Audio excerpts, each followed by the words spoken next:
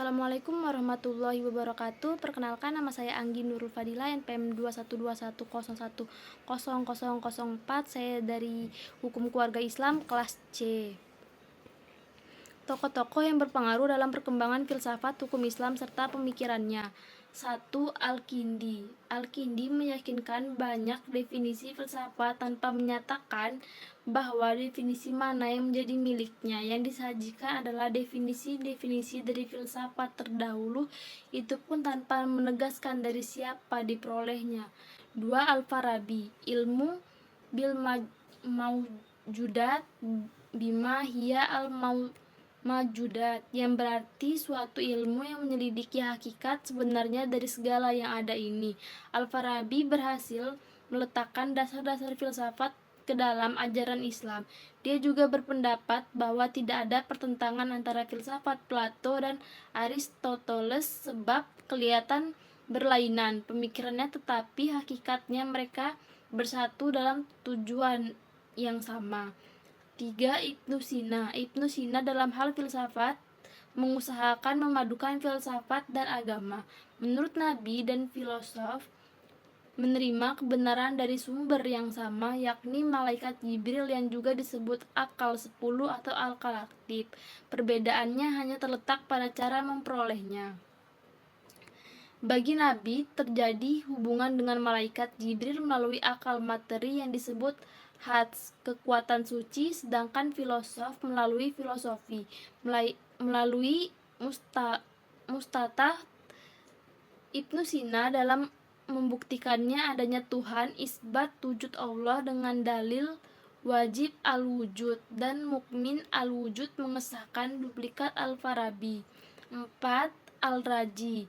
Metode pemikirannya adalah bersistem pengembangan daya intelektual. Apabila ada seseorang murid bertanya, maka pertanyaannya itu tidak langsung dijawab, melainkan dilemparkan kembali kepada murid-murid lainnya yang berbagi kepada beberapa kelompok. Beliau juga membahas mengenai filsafat 5 kekal al-qadim.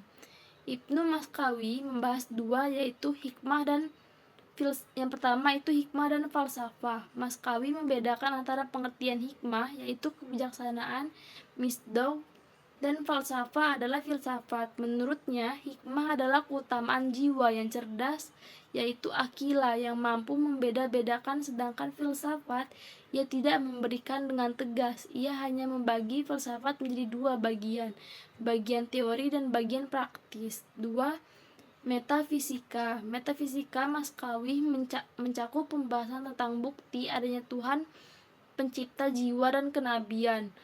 Dengan kesempurnaan ilmunya itu pemikirannya benar, meyakinkan benar dan tidak ragu-ragu terhadap kebenaran. Dari kesimpulan moral ada sampai dapat mengatur hubungan antara sesama manusia sehingga tercipta kebahagiaan hidup bersama. 6. Al-Syafa. Beliau menyatakan bahwa filsafat itu bertingkat-tingkat, yaitu cinta ilmu, mengangkat hakikat wujud menurut kesanggupan manusia, berkata dan berbuat sesuai dengan ilmu. Dapat disimpulkan bahwa golongan Ahwan Nusafa tidak membagi filsafat amalan melainkan bagian amalan, melainkan bagaimana amalan ini keseluruhannya dimasukkan ke dalam bagian ketuhanan. 7. Al-Ghazali. Kerangka Al-Ghazali berjumlah lebih dari 100 buah.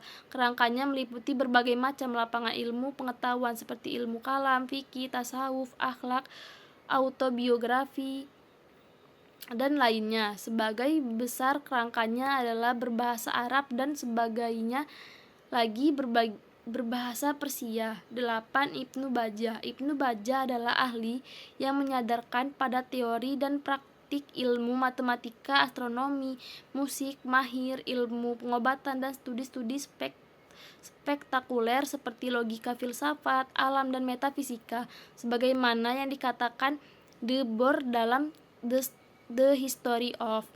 9. Ibnu Tufail. Tentang dunia, salah satu masalah filsafat adalah apakah dunia itu kekal atau diciptakan oleh Tuhan dari ketiadaan atas kehendaknya.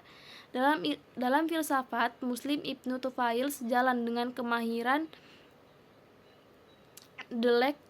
dialektisnya menghadapi masalah itu dengan tepat, sebagaimana tidak seperti pendahuluannya tidak menganut doktrin saingannya sekalipun tidak mendamaikannya. 10. Ibnu Rusyid. Pencarian Tuhan. Ibnu Rusyid meneliti berbagai golongan yang timbul dalam Islam.